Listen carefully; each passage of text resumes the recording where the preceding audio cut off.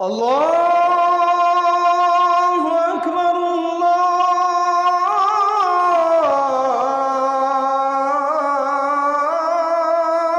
আকবার। তাদের শ্রম, তাদের কষ্টকে সার্থক করেছেন। আখিরাতেও যেন আল্লাহ সুবহানাহু ওয়া তাআলা তাদের সমস্ত কার্যক্রমগুলোকে নাজাতের মাধ্যম হিসেবে কবুল আল মঞ্জুর করেন। আবিদ ভাই সহ যারা পরাজিত হয়েছেন, মন খারাপ করবেন না, হার জিত থাকবেই। কিন্তু চেতনার বিষয়টা যখনই এসেছে ডাকসুর নির্বাচনকে কেন্দ্র করে, তখনই কিন্তু আমরা মুখ খুলেছি। যখনই আমাদের পাশের, বিশেষ করে দাদাবাবুদের দেশের পক্ষ অবলম্বন করে আপনারা পাকিস্তানের সাথে সাদেক কায়েমদেরকে জুড়ে দিয়েছিলেন, তখন হৃদয়ে আমাদেরও রক্তক্ষরণ হয়েছিল।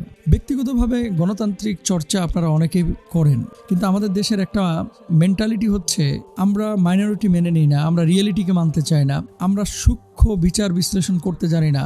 অনেকে দলান্ধ হয়ে আমরা যেটাকে পছন্দ করি সেটাকে আমরা আরেকজনের উপরে চাপিয়ে দিতে চাই। আমরা কি সবাই, আপনি কি মনে করতেছেন যে আওয়ামী লীগ হবে, সবাই বিএনপি হবে? এটাকে কি আপনারা এইভাবে ভাবেন যে আমি যেটাকে পছন্দ করছি সেটাকেই মানতে হবে? কেন রে ভাই, আপনি আমার চিন্তা চেতনাকে আমার মতো করে ভাবতে কেন দিবেন না? গতকালকে পোস্ট করলাম যে যারা জয়ী হবে তাদেরকে অভিনন্দন, এবং হেরে গেলেই জামাতের ষড়যন্ত্র, জিতে গেলেই ফেয়ার ইলেকশন।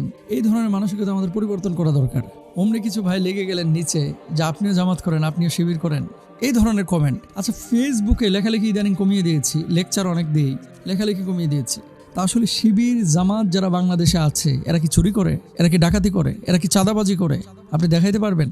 বিচ্ছিন্ন কয়েকটি ঘটনা ছাড়া আওয়ামভাবে যদি চিন্তা করেন, দেখবেন ভার্সিটিতে নারীদের সাথে সখ্যতা এবং পর্দার সাথে চলাফেরা করা, যারা পর্দার সাথে চলাফেরা করে ম্যাক্সিমামই হচ্ছে ইসলামী আন্দোলনের বিভিন্ন সংগঠনের ছাত্রীরা। এবং বিশেষ করে যে সমস্ত ছেলেরা মেয়েদেরকে আপনার টিচ করে, মেয়েদেরকে আপনার বিরক্ত করে, তারপরে উল্টাপাল্টা কাজকর্ম করে, এই সমস্ত ছেলেরা সাধারণত হয়ে থাকে শিবিরের ছেলেরা না, এরা বাইরের ছেলেরা। আমি সব দলের ছেলেপেলেকে বলতেছি না, বিশেষ করে যারা খারাপ তাদেরকে খারাপ বলতে হবে। বিএনপির ছাত্র দলের যারা কালকে সকাল থেকে দুপুর পর্যন্ত আপনারা অনেক কথা বলেছেন, আমরা দেখলাম কেন্দ্রীয় লিডাররা কেউ কিন্তু ওখানে বিশ্ববিদ্যালয়ে ঢুকে নাই, কিন্তু আপনাদের অনেকেই কিন্তু এখানে ঢুকেছিলেন। পরবর্তীতে হেরে গেলে সেখানে স্বীকৃতি দিয়ে আপনার নিজেকে সরিয়ে নেবেন এবং তাদেরকে সহায়তার আশ্বাস দেবেন।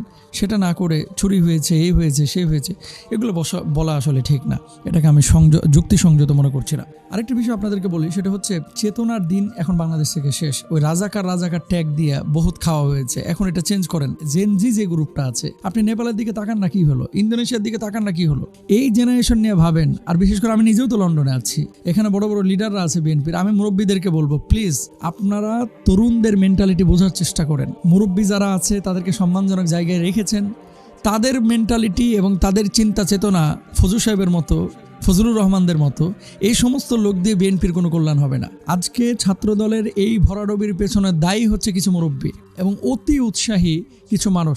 তারেক রহমান সাহেব লন্ডন থেকে যে সমস্ত কথাবার্তা বলে না, ওখানে বসে বসে ওয়াজ করে, রাজাকার, পাকিস্তানপন্থী, এই সেই, বাংলাদেশ থেকে খুব বেশি ওরা বুঝছে আর কি। চেতনার দিন শেষ, চেতনার ব্যবসা প্লিজ করবেন না। আর রাজাকার ট্যাগ কাদেরকে দিচ্ছেন?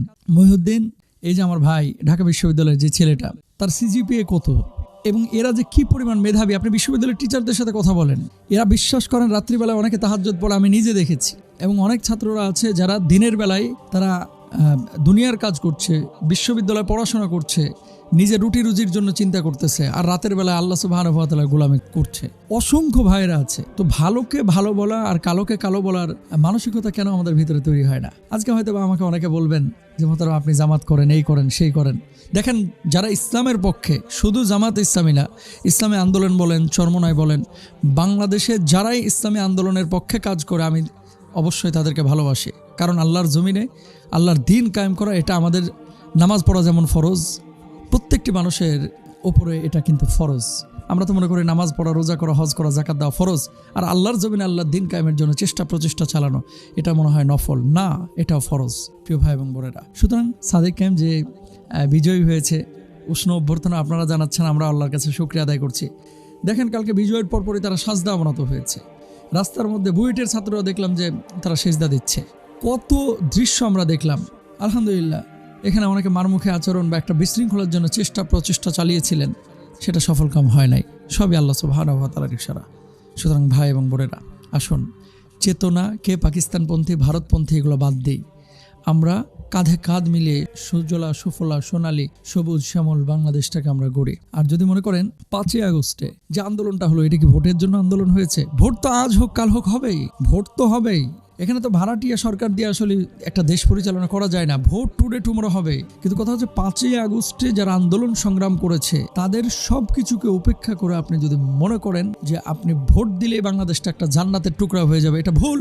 মানুষের পরিবর্তন না হলে ভোট দিয়ে একটা দেশকে সুন্দর করা যায় না। সুতরাং টেম্পো স্ট্যান্ডের চাঁদাবাজি বন্ধ করতে হবে। যারা মানুষকে একেবারে দুর্বিষহ করে তুলছে তাদের ভিতরে আসলে এই দুর্বিষহ অবস্থাকে দূরীভূত করতে হবে। নিজেদের ভালো কাজগুলো মানুষের সামনে উপস্থাপন করতে হবে। আজকে বিশ্ববিদ্যালয়ের ছাত্ররা কেন শিবিরমুখী হচ্ছে, কেন তাদেরকে পছন্দ করে? গুরুত্বপূর্ণ একটি বিষয় হচ্ছে এবং গুরুত্বপূর্ণ একটি পার্ট হচ্ছে তারা আখলাকি। এরা চাঁদাবাজি করে না, এরা ছিনতাই করে না, এরা স্মোক করে না, কারণ তাদের জবাবদিহিতার জায়গা আছে। আপনি খুব মেনে নিলাম যে আপনি বলছেন পাকিস্তানপন্থী এসে, একটা বার চিন্তা করেন যে এই ছেলেগুলো সাধারণত আরেকজনকে উত্ত্যক্ত করে কিনা এবং আরেকজনের কষ্টের কারণ হয় কিনা। বিশ্ববিদ্যালয়ে যখন মারামারি হয়েছে, এদিক সেদিকে অনেক ঘটনা আমরা দেখি, সেটার এপিঠ ওপিঠ দুপিঠই আছে, কিন্তু সামগ্রিকভাবে আমাদের কাছে মনে হয় এই ছেলেগুলো আসলে মেধাবী, আসলে স্বচ্ছ। আসুন, আল্লাহ তাআলা আমাদেরকে বোঝার তৌফিক দান করুন। চেতনা, ট্যাগিং এগুলো থেকে আল্লাহ তাআলা আমাদেরকে হেফাজত করুন। যা সত্য সুন্দর সেটার পক্ষে থাকার তৌফিক দান করুন। আবারও অভিনন্দন সাদিক কায়েম সহ তার পুরো প্যানেলকে।